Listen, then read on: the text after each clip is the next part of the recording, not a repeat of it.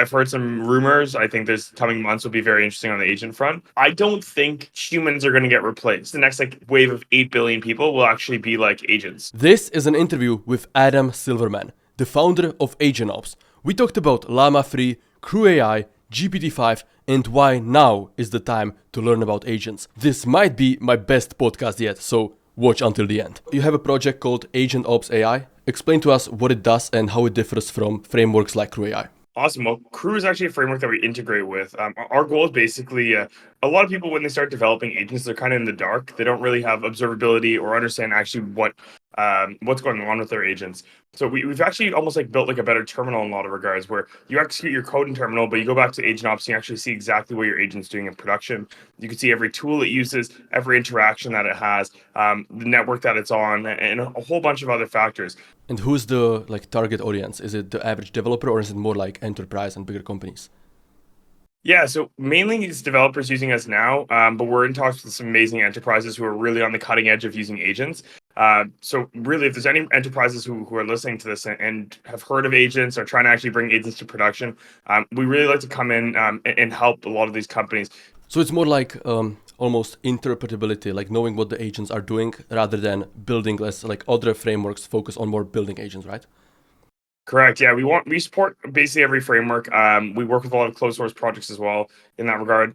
And really, the long term vision is you log into AgentOps. You might have 5 agents that you build in house that your team has used like Crew AI or AutoGen to build. You might have 5 that you buy off the shelf from some of the top providers that we recommend. If you had to say, like, who do you think will dominate the field of AI agents? Will it be, some open source project that started by a single person, or will it be like Microsoft or Google or these giant companies? By the way, I just want to quickly tell you about my new offer where every person that joins the community during April will get a personalized AI strategy to future-proof yourself and your business. So I'll take in your career, your goals, and where you want to go and create a personalized Google Doc just for you. And this is April only. So if that sounds interesting to you, make sure to join. It's the first link in the description. I think these big companies are really trying, but there will always be really custom workflows or aspects that I think the small players still have a ton of opportunity within. So I think the big thing for like any agent developers who are listening to this is really think about like the unique value prop that you can offer, and really focus on reliability. So if you can do something like almost like extremely vertical specific, if you can focus on one task that works incredibly well, incredibly reliably, that's a huge opportunity to really beat off the big guys who might go for more like generalized approaches. I've tested like a lot of the like agent builders from some of the big companies, and I'll say they're lacking on the customizability. They're lacking on like certain aspects, maybe like web scraping, for example, that some agent projects are really good at. But I think that there will always be like a David and Goliath type play where the big guys, if they see the small guys succeeding, they will keep on innovating on that front. But I think the small players really have this unique opportunity right now to carve out amazing niches for themselves, build incredible products. Don't focus on AGI. I like to say, like, focus on something that like actually tangibly works today, and maybe will be enhanced by the next generation of models. And that's where I think the biggest opportunity initially is for this type of success. Yeah, I absolutely agree. People, when they want to start, in the agent field, they always go super big for like automating something that takes like 4 hours, 8 hours. The real beauty is like automating a task that takes 5 minutes, but you do it like every other day or something, and you just add on top of these tasks, and half a year later, like, you suddenly saved 2-3 hours from your day, and you can use that much more higher leverage. 100%. I think the big aspect for me is I always think about like what is the most repeatable workflow that you do day in, day out? Like what is something that you like I have some examples. I used to do a lot of research for like pulling potential like enterprise customers to reach out to. And I used to go onto LinkedIn and start, querying, or go on Google and start querying. And now I just use Lutra AI, and I literally just go in and I say like, make me a list of, find me every Fortune 500 CIO, and it will literally just pull a list for me in real time, or not exactly real time, but like I give it the prompts and it will actually just start working immediately. But yeah, my goal here to like with my work is I just look at what is something that I consistently do every day, day in, day out. And this is a process that I can offload to an agent so I can focus on just being more human, maybe getting on more calls, doing more podcasts, meeting more developers. That's where I see almost the biggest opportunity where, just kind of take back your time and let these like agents focus on the stuff that they're really good at. So you already mentioned a few use cases, but if you had to say like the top 3 ways agents are saving you personally time, what would they be? We have one that does like when somebody signs up on our website or comes inbound, it automatically just says if we think they're going to be a good lead. It like basically creates a tear sheet for them in real time. So it's like, what's the company? Who are they selling to? Are they B2B, B2C? Are they like? Is there any mention of agents on their website or anything AI specific? So that's one aspect.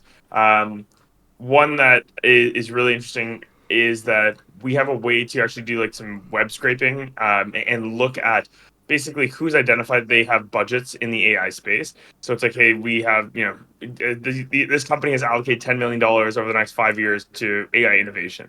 And pulling that information is super valuable for us. So we have like a small agent that does that. We have some other like agents in house I'm not really allowed to talk about, but a lot of stuff that it's running just like day in, day out, menial, almost like small tasks that I would be doing, like me consuming news every day. Yes, I can do that, no problem. I can go consume the news. I can go write a report saying, hey, these companies said that they have funding for free innovation, but it's a lot easier if I can just have like an agent just do that 24/7. We also have a cool one in Slack that we use, where basically you can just like type in any company and it'll just like pull information on them. So like there's a lot of like research type tasks I'd say like right now we're predominantly using them for. And I'm starting to like integrate them more into our sales process, which is exciting. Yeah, I think people when they hear about agents, they instantly, well, I would say there's two camps, right? There's like the people who are on the pessimistic side, like, oh, it's just automations, rebranded, or it's not useful. And then there's people like, oh my God, it's going to replace your job. What are you doing? Are you stupid? So I think they're finding like the middle ground where it's these small practical tasks. That doesn't sound the most exciting, right? But I would argue it's actually more about learning the skill how to build agents, where, in 6 months, 12 months, 18 months, where GPT-5 comes and something even better maybe, you have the skill and you're not trying to catch up quickly like, oh my God, I'm behind. It's like learning in advance and seeing the vision instead of looking at the current LLMs and like being, oh my God, GPT-4 is so limited, look at the hallucinations. It's like looking where it's headed and seeing like, that's where I want to go. One of the coolest things on that vein is we were with Joa from Crew AI, who's like one of our favorite projects and just like truly an amazing human. And he was talking about how people now on their LinkedIn are like adding Crew AI as like one of their skills. People are using it, like people have been saying this for a long time about like some other tools like Webflow, for example. So you could like, if you look up like Webflow expert on LinkedIn, you will find Webflow experts. But now you're starting to see experts in Crew. You're starting to see people build entire businesses on these kind of on the tail ends of these frameworks. And this is this type of stuff that I don't like. I think like when we started building agents about a year ago, we were, the crazy person in the room talking about this, saying, hey, this is coming, these are going to be reliable. We were really focused on like, how do we actually make these things as reliable as possible? And now we're kind of catching up throughout that whole process. Yeah, I think, it's only a matter of time before companies start requiring 5 years of experience of Crew AI. They haven't even been around for, exactly. More that's like 5 months now. It's like, but no, the really interesting piece here is that like, I don't think humans are going to get replaced. Like I think Flo from Lindy has this really interesting take that he thinks like every time the population doubles, like there's a massive like gain in human productivity, and he's much better explaining this. I'm just paraphrasing it. But he thinks the next like wave of 8 billion people will actually be like agents or Lindy's, as he likes to say. And this is, I think, it's a very important thing for us to kind of realize is that these agents are not like going to replace humans. They're just going to augment the work that we do. So don't like think that you're like, I even say like on my LinkedIn, I think maybe even on my Twitter, but it says, don't worry, your job is safe. Yeah. I really believe that truly. I think there will be aspects of your job that are not safe. I think there are like parts of your job that will be like are much better being automated. And look at like early in my career, some of the work I was doing on like pulling data, extracting data, writing reports. And these agents are just so much better at this. And like that's the type of thing where, as long as you can verify the accuracy of the data and have like a process that just kind of runs in the background, just maybe like keeping humans in the loop. So I really like agents that like will come back and ask me questions, being like, hey, am I going in the right direction? Is this the right thing I should be doing? That I think is very, very important. But I'm huge on just like these types, like this productivity gain that can happen just by basically making agents widely accessible. Yeah, I absolutely agree. I mean, people, when they hear the word productivity, it's like almost this corporate term, right? Like the average person, when they hears that, it's like all about profits, but they don't realize that productivity directly leads to less poverty, less hunger, and all of that. Like it's GDP isn't just a metric for money. It's like actually how well the people live. Yeah, you're onto some interesting topics here. I think my perspective is that you will actually enjoy your job a lot more if you can automate all the stuff out of your job that you hate. Yeah, And there inherently parts of everybody's job, whether it's like, for example, like coding emails in HTML because that's how your email provider does it, or extracting data or making financial reports, or building financial models. Like there are these things that like inherently are part of your job. They're not going away. They're not going to be removed. But there are ways to automate it or augment that experience, and that's what's really exciting. knowing how to build AI agents is perhaps the most valuable skill you can learn. That's why I built an entire 7-module workshop on how to build and deploy AI agents, which is available inside of my community. So, if you want to take AI seriously and if you want to learn how to build agents, make sure to join. It's the first link in the description. Even down the road, like I can get very like maybe in the future here, but I think it actually could be really cool for an agent to live on your computer, actually record everything that you do, like every interaction that you do, and say, actually, Adam, like why are you responding to emails like this? Why are you researching companies? Like I'll just take that off your hands. I've seen how you do it before. I can just run with it. And like that's maybe like down the road and maybe a bit futuristic. But I think like this is something like actually I think people will start like or will be like kind of developed in terms of the tech stack. I mean, that would be massive. Like, I think even better would be like an agent doing like, why are you doing this? Like, these are your long-term goals. These are your short-term goals. You should not be doing this at all. It's a distraction. It was like, right. I mean, it was shiny object syndrome. Like that will be insane. Like personally, I think just having an agent that can, know my short-term, long-term goals and sort all of my tasks every day and be like, this is the most priority, and like even accounting for like complex like personal stuff into it, like how important working hours compared to work, like all of this, that would be insane because personally that would save me like 30 to 60 minutes a day every day. Well, you think about it, it's like the most high performing CEOs, they all have like executive Yeah. assistants or chief of staff. And I really do see a world like I've seen a few of these companies that are trying to like position themselves as like executive assistant or chief of staff. I think right now, and not to like put anyone down, I just think like there are very like these are very surface level type tasks that they're capable of doing right now very effectively. But long term, I think that you will get to this level of like almost proactive opposed to reactive. I think a lot of these things right now are find some important stuff in my inbox. That's cool. I Yeah. thank you for surfacing this. Make sure that I go to all my meetings.com. Thank you for surfacing that. But I think coming to that proactive aspect, that it's really like having like a full time like coach basically that just makes you better. Yeah, like a world class EA that costs like 500K a year and everybody will be able to have that. Yeah, I think that this is coming in the next like couple years. I don't know about the maybe the futuristic aspects I was talking about, like recording your screen and trying to find But optimization. didn't Rewind try to do that? Like Rewind AI? Yeah, I think they're going to be the best position to do that. I actually tweeted out like a year ago, or maybe not a year, maybe half a year ago, like their best position to make agents. And then I saw their big announcement. I was like so happy to see that because they have the best corpus of data to kind of really work from. But like what happened there? Because I saw they almost like started like a side company Limitless, no? So is like Yeah, Rewind still going? I think it's been rebranded as Limitless. Oh, okay. I'm not exactly sure about all the semantics, but from what I understand, both companies are like the same product is still running, and now they have a pin, which is I think was part of the big relaunch Yeah, I or was not sure rebrand. whether it's a separate company or just a rebrand, but yeah. Okay, so Llama 3 released a few days ago, massive. What are your first thoughts? To be honest, I tried it actually within Instagram, and I was just trying to ask it some questions, like trying to benchmark it myself off like GPT-4.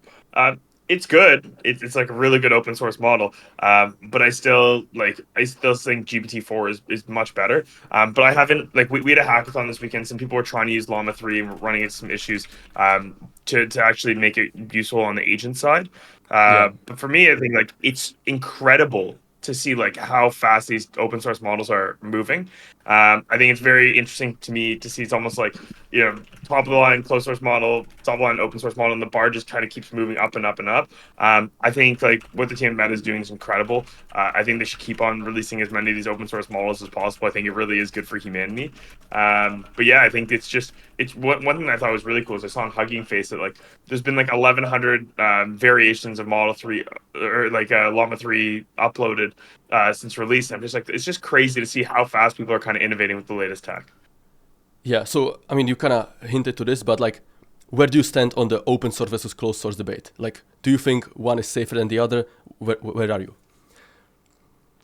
Inherently, some companies are going to want to use open source models because they can keep them on-prem, and there are some like aspects there where they don't want, even if OpenAI says I'm not training on your data or Google says we're not training on your data, there's inherent like Distrust. almost distrust. Yeah, it's like in the back of their mind, the compliance teams are going to be down their throats. So I think that people will be looking to open source like for these types of alternatives. But yeah, my logic is like I think both are necessary in the ecosystem. I'm actually most bullish overall on model routing. So there's a really cool company called Martian that's doing this quite effectively. But actually in real time being able to like switch out between models. So if your GPT-4 cause gets out of hand, maybe switching to Llama 3 in real time and not having any effect to your performance, that is really, really interesting. And we actually see some agent developers on AgentOps doing this type of stuff now. But the goal is like the way I kind of look at it is like these models will be commoditized, all of them, open source, closed source. Yeah. It will like eventually become like a commodity in a lot of regards. There will be some that maybe have like small improvements in certain niches or certain verticals. But I'm very much looking forward to the future where it doesn't matter, like if you have all the money in the world to go run your own cluster or to actually build your own models or to use the top line open source one or like closed source models. I really want like this kind of like everybody to be able to build and use this technology to the best of their abilities. So that's why I do like, obviously I love the open source community. I love like what everyone's doing in that space. But I think there will be kind of needs on the enterprise that maybe closed source models better suit, maybe open source models are better suited for. And we'll kind of see how that breakdown kind of comes out throughout the year. So sorry if that was a bit wishy-washy, but overall I'm just bullish on models as a whole. Yeah. I mean, I agree. There is a place for both, definitely. I mean, you mentioned that Llama 3 is maybe not better than GPT-4 Turbo, but what about the 405 billion version? Yeah, I'm not 100% sure. I haven't done like enough testing to be fully upfront. But I Well, was it's not testing it out just yet. It should be coming out. yeah. So we'll see. Like, at the end of the day, we'll see. I think like the thing is, I think they're not going to release models that are worse. I think Sam Altman said it as well. It's really well, where he just goes, I like would not bet against the models getting better. And that's kind of the way I continue to look at it. I think that there's a lot of companies right now that actually are going to like the next generation model, like the next stepping stone or step function in models will actually enable a lot of these businesses that are putting like guardrails and trying to do like, hacky solutions to make their agents work and AI like apps work. I think the next models will actually like enter like allow a lot of them to actually bring their products to enterprise, just because they will get that much more reliable in production. Absolutely. I mean, if you look at the amount of tool use, right? GPT 3.5 can only do like 2 tools reliably. GPT-4, 7 to 10, and after that it's kind of over, right? So you have to split it into 2 agents. Maybe GPT-5 can do 50 tools at once, and that would be like a huge unlock, right? So, like, what is OpenAI waiting for? Like, why didn't they release GPT-5? It's obvious they already have something better, maybe not the full model, but like, what are they waiting for? I don't know. I don't. I like their team is very secret. I'll say, and the few people that I know that work there very much like don't talk about kind of anything that like about what's going on internally. I will say I'm very bullish on some of the stuff that I've heard, like on what they're working on in healthcare. I think is going to be incredible. So I think like for drug discovery, and I saw like the version they came out with for Harvey that's like way better. Kind of answering legal questions. So I think they are working on some incredible stuff. But at the end of the day, there's a lot of stuff that goes into releasing one of these models, and it's not there's a lot also for them right now riding on the fact that they're not going to release a model that is just maybe a little bit better. I don't think. Yeah. I think it has to be a big step function. I saw that especially over the last few days on Twitter. Like, the amount of pressure on them is like so increasing. Everybody's waiting, like, basically GPT-5 will determine how well LLMs are scaling, basically. So like everybody's kind of waiting on OpenAI, and we'll see. I mean, it could take a few days, a few weeks, few months, but when GPT-5 releases, it'll be, massive, probably even bigger than GPT-4. Hopefully. So right now, what's your favorite LLM and why? I don't necessarily have like a favorite LLM. Like I think that the work that Google's doing is really great. I think like I said, I'm very like I like to be Switzerland here. I like whatever you want to Yeah. use to build your agents. I'm very open on. I think that there's some people that we speak to are restrained by cost, and like there's a whole subset of models that are really great for them. one thing I'm actually very bullish on is actually like super small models to do specific parts of the agent process. So instead of having these, like basically throwing GPT-4 at everything to try and solve kind of all issues, if you can either fine tune models or have very small models that are just doing specific functions as part of your agent, I think this actually bring costs substantially down. And I think in some regard, you actually can get better reliability, depending on kind of how you set it up. So that's one thing, like maybe overall, like on the model side, that's one thing, like, always kind of happy to highlight. I absolutely agree with this. I think if you actually have like a good data set, you can get probably better performance on like specific task with maybe Llama 3, 8 billion or like a mixed role, right? So I think that's absolutely going to be the future where, you have a team of agents. Maybe the best model is like GPT-5 or something, like the manager, right? And then all of the smaller ones doing just one specific narrow task. It'll be maybe open models that are fine-tuned just on that. And I think with that, you can actually get better performance for way cheaper than, Claude 3 or GPT-4 Turbo. For sure.